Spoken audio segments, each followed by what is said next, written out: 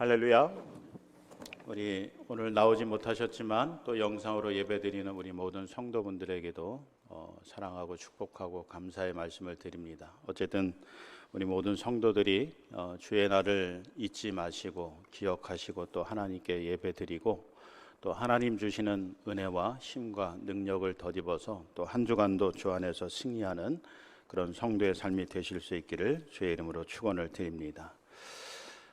오늘 설교 제목은 이제 자랑거리, 참 자랑거리라고 하는 그런 제목인데, 그럼 이 자랑이라고 하는 것에는 이제 부정적인 면도 있고 긍정적인 면도 있고 그렇습니다. 어떤 일이든지 간에 다 나쁜 것 아니고 또 다 좋은 것 아니다라고 하는 거죠. 동전의 양면과 같이 좋은 점이 있으면 또 나쁜 점도 있고 나쁜 점이 있으면 또 좋은 점도 있다라고 하는 것입니다. 그러면 우리가 어떻게 하면 지혜로운 그런 삶을 살 수 있을까라고 할 때 부정적인 면을 최소화시키고 긍정적인 면을 최대화시키면서 살아가면 참 좋은 삶을 살아가고 또 좋은 결실을 맺게 되는 그런 인생 그리고 그런 일들이 된다라고 하는 것입니다. 여러분, 그래서 이 자랑이라고 하는 것도 어떤 긍정적인 면이 있느냐 하면 이 백과사전을 통해서 이 왜 사람들이 자랑할까라고 하는 그 이유를 찾아보면 이렇습니다. 다른 그 누군가에게 인정받고 싶어서 자랑한다라고 하는 거예요. 다른 누군가에게 인정받고 싶어서 나를 자랑한다라고 하는 거죠. 근데 여러분, 이 인정받고 싶은 이런 욕구는요, 우리 사람에게 있어서 꼭 필요한 거라고 그래요. 어떤 면에서 필요하느냐면, 여러분, 이 인정받고 싶은 욕구가 없으면 동기부여가 되지 않는다는 거예요. 삶의 의미, 가치 이런 것들을 생각하지 못한다는 거예요. 저도 그렇고 여러분들도 어느 누구 예외가 없습니다. 누구든지 내가 하는 일에 대해서 잘 되기를 바라고 잘 됐을 때 그것을 누군가에게 보여주고 싶은 이런 인정 욕구, 이것이 어떤 좋은 결과로 오게 되냐면 또 다른 목표를 세워서요, 그것을 열심히 할 수 있도록 동기부여를 해주고 유발을 시킨다라고 하는 거예요. 그래서 그것을 또 달성하게 되면 내가 이 일을 이렇게 열심히 계획하고 진행을 했더니 또 더 좋은 결과가 있더라라고 하면서 또 이야기를 하게 된다는 거죠. 이게 자랑이라고 하는 거예요. 그래서 이 자랑이라고 하는 것의 긍정적인 부분은 우리로 하여금 삶의 의욕과 동기부여를 해준다라고 하는 거예요. 그러면서 자기 가치를 존중하게 된다는 거죠.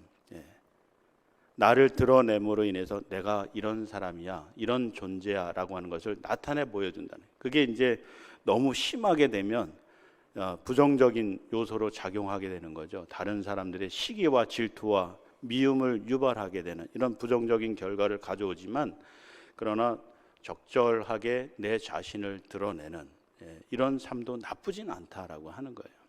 그게 나로 하여금 삶의 의미, 존재 의미를 갖게 해주는 거고요. 또 지금보다 더 나은 삶을 위해서 도전하게 하고 또 더 열심히 살아가도록 동기를 유발하는 이런 면이 있기 때문에 그렇다라고 하는 것입니다. 근데 이제 문제는 좀 전에도 말씀을 드린 것처럼 이게 이제 너무 한쪽으로만 치우치게 되면, 그리고 너무 인정받기를 원하고 내 욕구를 충족시키길 바라고 내 중심적이 되고 그러면서 다른 사람들에게 시기와 질투를 불러일으키게 되면 이게 이제 자랑의 부정적인 면이요, 또 나쁜 면이다라고 하는 것이죠. 또 이런 결과가 오게 되면 이제 결국에는 이제 사람과 사람 사이의 그런 관계가 내가 원하지 않더라도 멀어질 수밖에 없는 그런 결과를 맞게 된다라고 하는 것입니다. 여러분, 우리 학생들은 이제 이름만 대면 알만한 유명한 힙합 래퍼가 있어요. 근데 이 사람이 뭐 얼마나 돈을 많이 버는지요. 뭐 서울의 유명한 그런 호텔에서 스위트룸 하루에도 뭐 1,000만 원 이상 되는 이런 스위트룸에서 며칠씩 지내면서 호화로운 그런 생활을 하기도 하고, 또 몸에다 아주 고가의 그런 그 보석 이런 액세서리를 이제 하고 다니기도 하고, 그러면서 사람들에게 한편으로는 부러움을 주기도 하고, 또 그러면서 또 반면에 또 다른 사람들에게 시기와 질투를 불러일으킨 그런 사람이 있습니다.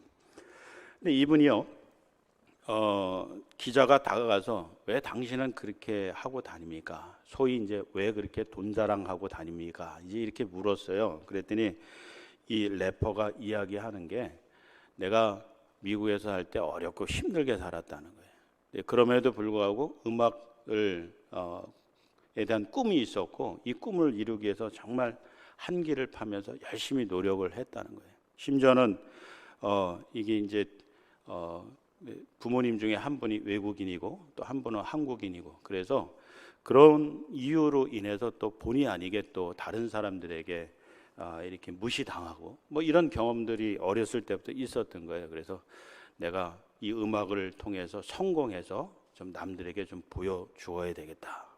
내가 어떤 사람인지를 보여주어야 되겠다. 그러면서 또 오직 어려움 가운데서도 이 한계를 열심히 파고 가다가 보면 그럼 반드시 성공할 수 있다라고 하는 것을 사람들에게 알려주기 위해서 그랬다는 거예요.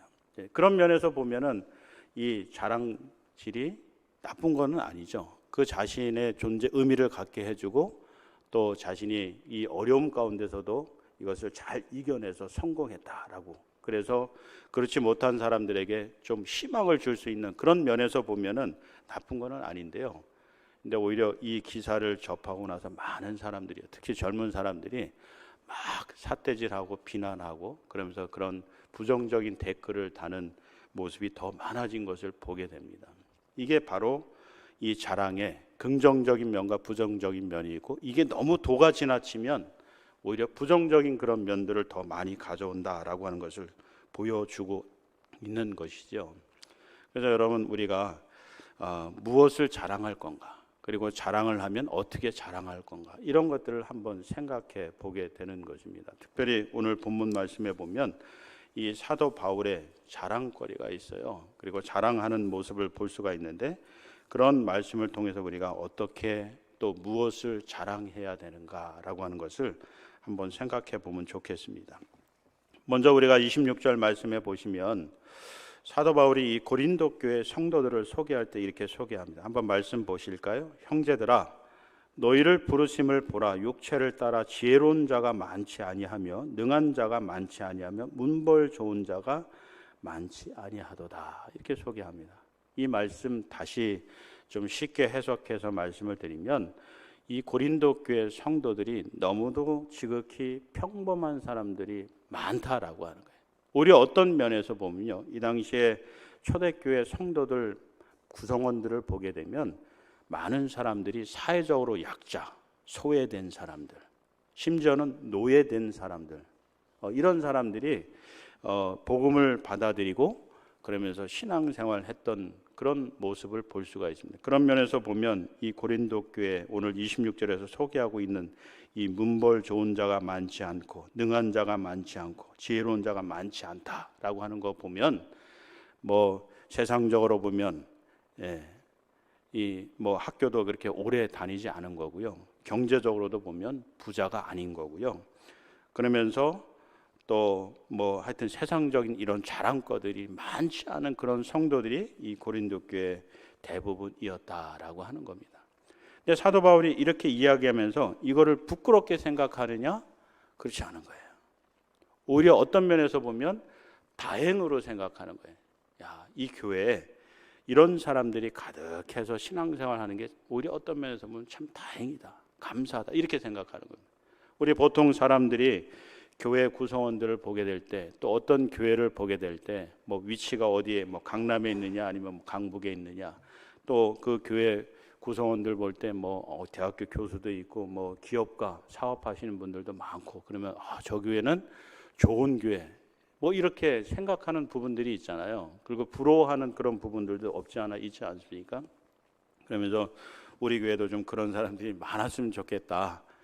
이렇게 우스갯소리로 이야기하기도 하고 그러는데 이게 보통 성도들이나 세상 사람들이 바라보는 교회 모습이 아닐까 그렇게 생각이 돼요. 우리도 그런 모습이 있는지 모르겠어요. 저도 한때 그런 생각이 좀 없지 않아 있었던 부끄러운 고백을 합니다. 근데요, 정말 성경에서 보는 교회 구성원들은 어떤 구성원들인가? 그리고 어떤 사람들이 정말 이 교회 구성원이 돼서 하나님 나라의 일을 하기를 원하시는가라고 할 때 오늘 본문에서 그것을 분명하게 나타내 보여주고 있습니다. 한번 다시 말씀을 보시죠. 이 고린도 교회 성도들이 그렇지 못했어요. 그렇지 못했지만 왜 하나님께서 그렇게 못하게 하셨냐? 그리고 그런 사람들로 하여금 고린도 교회를 구성하게 만들고 또 그들로 하여금 오늘 이 시대까지도 귀한 그런 본이 되게 하고 역사를 나타내 보이는 초대교회가 되게 하셨느냐라고 할 때 그 답을 우리가 미리 보게 되면 29절에 그 답이 있는 거예요. 28절 29절 말씀 우리 함께 한번 읽어볼까요? 28절 29절 시작. 하나님께서 세상에 천한 것들과 멸시받는 것들과 없는 것들을 택하사 있는 것들을 폐하려 하시나니 이는 아무 육체도 하나님 앞에서 자랑하지 못하게 하려 하심이라 라고 하는 거예요. 여러분, 앞서서 제가 이 자랑의 긍정적인 부분도 말씀을 드렸어요. 그래서 우리가 이 자랑을 하게 되면 동기부여도 되고 나의 그런 욕구도 충족이 되고 그러면서 존재, 가치, 의미 이런 것들도 깨닫게 된다라고 말씀을 드렸는데 하나님께서는 오히려 그런 것보다도 오히려 그렇게 세상 자랑거리로 충만한 그런 사람들보다도 오히려 그것이 없는 사람들을 하나님께서 택하셔서 교회를 구성하게 하시고 하나님 나라 일을 하게 하셨다라고 하는 거예요. 왜 그러셨을까라고 할 때 그 분명한 답은 하나님 앞에서 어느 누구도 자랑하지 못하게 하시기 위함이다라고 하는 거예요. 이는 다시 말씀드리면 세상에 그 어떤 사람도 하나님 앞에서 교만한 사람이 없도록 하시기 위해서 하나님께서 이렇게 하셨다라고 하는 거예요.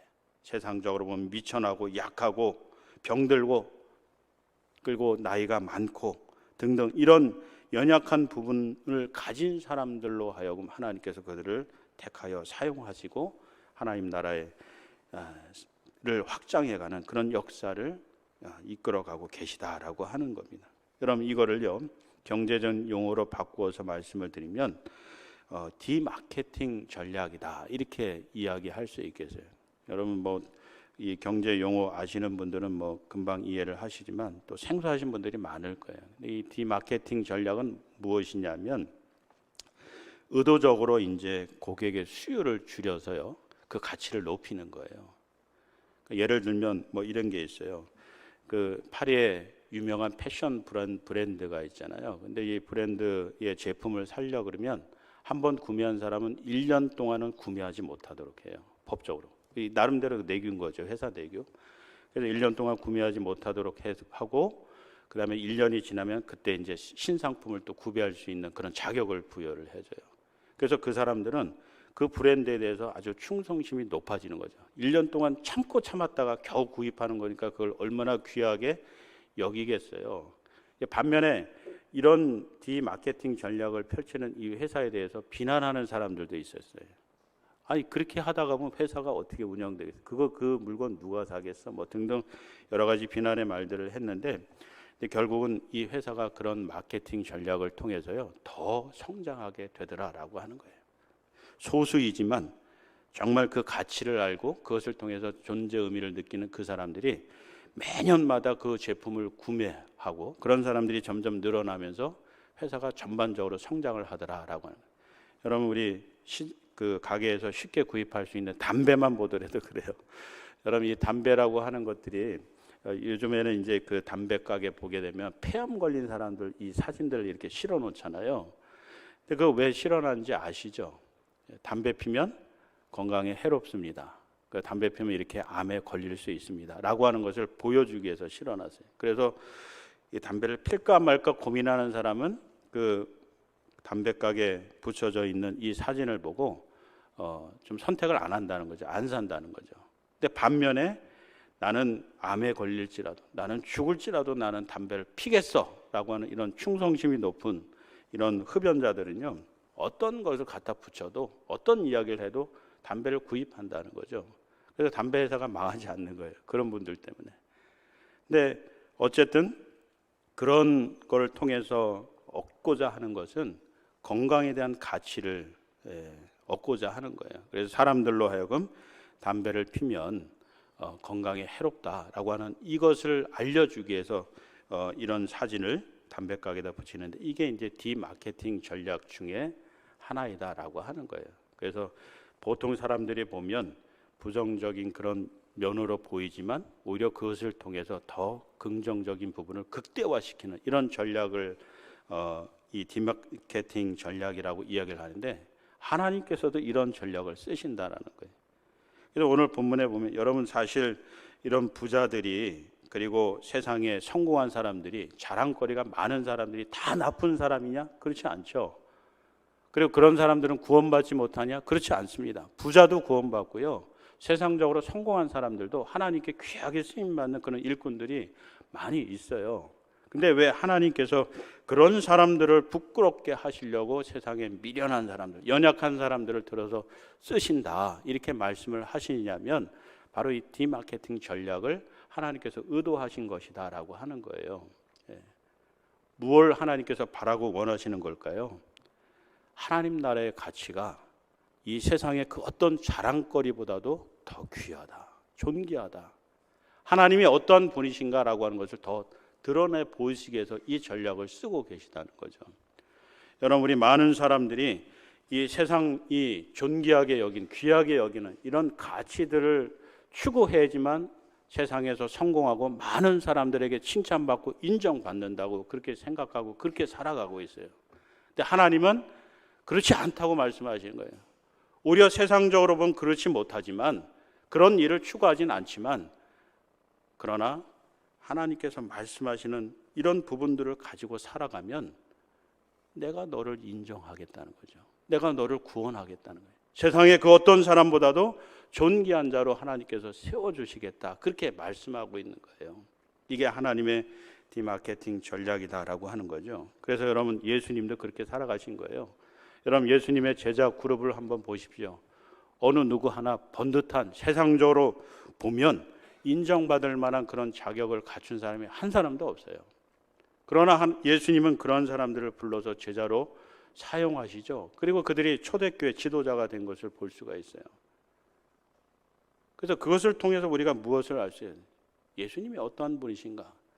예수님이 일하시는 방법이 무엇인가? 우리가 어떻게 살아가면 이렇게 하나님께 인정받고 칭찬받는 사람이 될 수 있는가? 라고 하는 것을 깨달아 알 수 있게 되는 거죠. 자, 그래서 하나님이 내가 누구인가를 드러내 보이기 위해서 그리고 하나님 나라의 가치, 그 중에서도 오늘 본문에서 볼 수 있는 이 겸손이라고 하는 이 가치가 얼마나 소중하고 귀중한 것인가라고 하는 것을 우리들에게 가르쳐 주시기 위해서 이런 디마케팅 전략을 통해서 말씀하고 계시다라고 하는 것입니다. 자, 그러면 그런 연약한 사람들이 부름 받아서 쓰임 받을 때 대부분 갖는 생각이 뭐예요? 우리들도 마찬가지 아니겠습니까? 우리가 연말되고 연초가 되면 또 일꾼을 세우고 그렇게 할 때 집사님, 권사님 좀 이런 일을 좀 맡아주시면 좋겠어요. 이렇게 말씀을 드리면 대부분 첫 번째로 나오는 반응이 아유, 제가 어떻게 해요? 저같이 능력이 없는 사람이, 저같이 힘이 없는 사람이 이 일을 어떻게 감당해요? 이렇게 반응하는 게 일반적이잖아요. 우리 교회는 아니라 할지라도 보통 다른 교회들 보게 되면 그게 보통 성도들이 보이는 그런 반응이에요. 근데 여러분 하나님께서는 그런 분들을 들어서 쓰신다는 거예요. 그러면서 그냥 쓰시냐 할 때 그렇지 않다는 거죠. 하나님이 쓰시는 그런 방법을 보게 되면 오늘 본문에서 두 가지를 우리가 찾아볼 수 있는데 첫 번째는요. 26절 말씀 보실까요? 상반절에 이렇게 기록이 되어 있어요. 형제들아 너희를 부르심을 보라라고 하는, 너희를 부르심을 보라. 일꾼들아 지도자들아 너희를 부르심을 보라라고 하는 거예요. 여기서 부르심을 보라라고 하는 이 말씀은 무엇이냐면 네가 누군지를 알라라고 하는 거예요. 여러분 저와 여러분들이 누구예요? 하나님의 자녀예요. 하나님이 놀라우신 방법으로 정말 큰 희생을 통해서 그 아들 독생자를 통해서 우리를 구속하신 분이에요. 예. 그 하나님의 자녀된 이들이에요. 여러분 자녀가 됐다 그러면 아버지 어머니의 그런 권세를 같이 물려받는 것 아니겠어요? 같이 누리는 것 아니겠어요? 우리가 하나님의 그 권세를 누리는 그런 존재라는 거죠. 근데 우리가 이걸 잊어버리고 산다는 거예요. 그냥 세상적인 눈을 가지고 내가 지금 어떤 위치에 있고 무엇을 가지고 있고 내가 얼마만한 사람이 이것만 보지 나를 구속하시고 자녀 삼아주시고 일꾼 세워주시는 이 하나님을 보지를 못한다는 거죠. 이걸 좀 보라는 거예요. 이걸 좀. 그래서 우리가 요한계시록 2장 5절 말씀에 보면 이렇게 말씀하지 않습니까? 그러므로 어디서 떨어졌는지를 생각하고 회개하여 처음 행위를 가지라 라고 하는 거예요. 내가 누구인지, 내가 어떻게 구원함을 받았는지, 내가 어떤 존재인지를 다시 깨닫고 생각하고 가슴에 새기고 그런 존재로 살아가라 라고 말씀하는 겁니다. 그러면서요, 두 번째는 27절 말씀해 보니까요, 그러나 하나님께서 세상에 미련한 것들을 택하사 지혜 있는 자들을 부끄럽게 하셨다라고 하는 거예요. 여기서 중요한 거는 택했다는 거예요. 누가 택했다? 하나님께서 택하셨다는 거예요. 하나님 나라를 위해서, 하나님 일을 위해서 하나님께서 택하셨다는 거예요. 이게 중요한 거예요. 내가 하고 싶어서 하는 게 아니라는 거예요. 누가 목사님이나 장로님들이 일을 좀 해주세요 그래서 했다는 게 아니에요. 하나님께서 하나님 나라 일을 위해서 꼭 필요하니까 세상적으로 보면 연약하고 무지하고 나약해 보일지라도 하나님께서 택하셨기 때문에 그가 그 일을 할 수 있다는 거예요. 그 일을 할 수 없으면 하나님께서 그 일을 할 수 있도록 성령과 능력을 더해 주신다라고 하는 거예요. 여러분, 그래서 2장 4절 말씀 보세요. 2장 3절 4절 말씀 우리 함께 한번 읽어볼까요? 3절 4절 시작. 내가 너희 가운데 거할 때 약하고 두려워하고 심히 떨었노라. 내 말과 내 전도함이 설득력 있는 지혜의 말로 하지 아니하고 다만 성령의 나타나심과 능력으로 했다라고 하는 거예요. 여러분, 사실 사도 바울 제가 누누이 설명드리지 않아도 여러 번 벌써 말씀을 드려 다 알고 계세요. 자랑거리 참 많은 사람이에요. 인간적인 자랑거리가 참 많은 사람인데, 근데 그걸로 하지 않았다는 거죠. 그러면서 이 사도 바울도 두렵고 떨었다는 거예요. 복음을 전하는데 두렵고 떨었다는 거예요. 그리고 사람들 앞에서 이렇게 일을 하는 데 있어서 두렵고 떨렸다는 거예요. 사도 바울이 과연 그럴까? 우리가 아는 이 사도 바울은 엄청난 훌륭한 믿음의 사람이잖아요. 근데 그런 사람조차도 두렵고 떨었다는 거예요. 그래서 그가 정말 간절히 바라고 원했던 것은 성령의 나타나심과 능력이었다는 거예요. 그래서 이것이 있어야지만 내가 일을 감당할 수 있다라고 하는 것이었죠. 여러분, 그래서 우리가 이런 사도 바울을 통해서 다시 한번 깨닫게 되는 것은 우리가 주의 일을 할 때, 하나님 나라 일을 할 때, 심지어는 복음을 전할 때도 내 힘으로, 내 능력으로, 내 지혜로, 세상적인 자랑거리로 하는 것이 아니다라고 하는 거예요. 무엇으로 하는 거예요? 성령의 나타나심과 능력으로 한다라고 하는 거예요. 여러분, 이것이요, 세상 사람들 보기엔 되게 미련한 거라는 거예요. 그래서 우리가 말씀을 보면 전도에 미련한 것으로 그렇게 소개를 하잖아요. 사실 그래서 헬라인들 지혜, 철학 이런 거 좋아하는 사람들은 야, 한번 논증을 해봐, 변증을 해봐, 나를 설득 좀 해봐, 이렇게 얘기하면서 복음을 전하라 그럽니다. 되나요? 안 돼요. 사도 바울이 이미 이게 아덴에서 그런 경험을 했어요. 그러면 내가 예수 믿어서 복 받았어, 잘 됐어, 성공했어, 이거 가지고 복음 전하면 제대로 되나요? 안 될 때 너무 많잖아요. 그래서 우리가 이 전도의 미련한 방법을 택할 수밖에 없는 거예요. 예수님이 구세주예요. 십자가에서 달리셔서 흘리신 보혈이 우리 죄를 사해 주셔. 이게 세상적으로 보면 미련하고 아무런 능력도 없는 것 같이 보이고, 그렇지만 이거를 통해서 하나님께서 구원의 은총을 베풀어 주시고 세상을 변화시키는 그런 놀라운 역사를 일으키신다는 거예요. 왜? 내가 하는 게 아니고 하나님께서 하시는 거이기 때문에 그렇다는 거예요. 성령이 나타나시고 성령의 능력으로 이 모든 것을 하시기 때문이라는 거예요. 그래서 저와 여러분들이 주의 일을 할 때 내 힘과 능력으로, 내 자랑거리로 하려고 하지 마세요. 성령을 의지하시면 성령이 그것을 할 수 있도록 힘을 주시고 능력을 주신다는 거예요. 복음 전할 때도 마찬가지. 내가 예수 믿으세요, 이거 얘기했다고 해서 저 사람 구원받을까? 여러분들이 판단하지 말라는 거예요. 성령님이 역사하시고 주관하시고 구원하신다라고 하는 거죠. 그래서 우리가 할 수 있는 거는요, 기회가 될 때마다 전하시라는 거예요. 그냥 지나가면서 밥 먹으면서 어머니 예수 믿고 천국 가야죠, 그냥 그 얘기만 하시라는 거예요. 그게 무슨 능력이 있어요? 뭔 설명이 필요해요? 뭔 철학적으로 변증을 할 필요가 뭐가 있습니까? 그냥 그 얘기만 하시라는 거죠. 사도 바울도 그랬다는 거예요. 그러할 때 성령께서 나타나시고 능력으로 임하셔서 그를 구속하셨다는 거죠. 이게 여러분 과거 고린도 교회만 해당되는 게 아니라 오늘 우리 가운데도 이런 역사가 일어난다라고 하는 거예요. 그래서 사도 바울이요, 그 어떤 것도 자랑할 것이 없다는 거예요. 오직 그에게 있어서 참 자랑거리는, 자랑할 유일한 것은 예수 그리스도밖에 없다는 거예요. 그리고 그 예수 그리스도를 자랑하고 전파할 때 이런 놀라운 구원의 역사들을 경험하게 됐다라고 하는 것을 이 성경에 기록해 놓고 있는 것입니다. 여러분, 그래서 오늘 이 시간 우리가 이 사도 바울처럼 예수님만 자랑하실 수 있기를 바라요. 그리고 예수님을 증거하실 수 있게, 자랑한다는 게 증거하는 것 아니겠어요? 예수님 믿고 구원받았다라고 하는 것을 자랑하는 것 아니겠습니까? 그러할 때 성령님께서 역사하셔서 또 다른 믿지 않는 자들을 구원하시는 놀라운 일들이 있을 거고, 무엇보다도 우리 자녀들, 가족들 가운데서 아직 구원받지 못한 사람들이 구원받는, 그래서 인가기도 되어지는 이런 놀라운 은총이 있을 줄 믿습니다.